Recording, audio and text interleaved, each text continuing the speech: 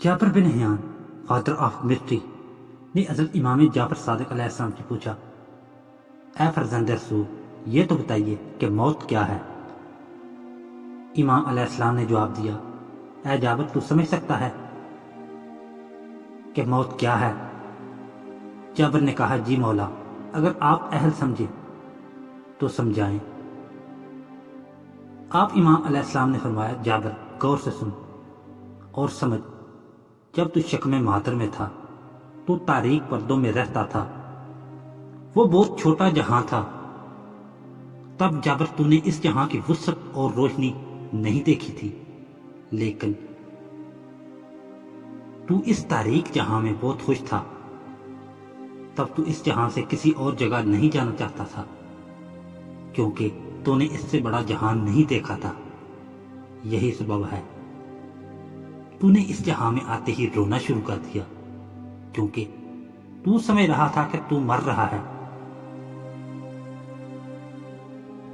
لیکن یہاں والے خوش تھے کہ تو اس جہاں میں پیدا ہو رہا ہے۔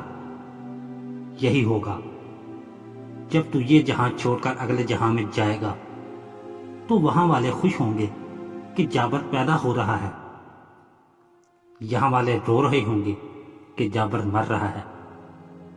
آپ امام نے فرمایا، جابر جسے دنیا پیدائش کہتی ہے وہ اصل میں موت ہے، اور جسے دنیا موت کہتی ہے وہ اصل میں پیدائش ہے۔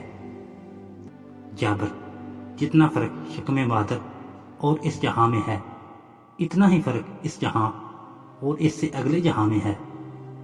جابر جیسے تو اس جہاں میں آ کر واپس پلٹنا نہیں چاہتا، ایسے ہی تو اگلے جہاں کی وسعت کو دیکھ کر پچھلے جہاں میں پلٹنا نہیں چاہے گا۔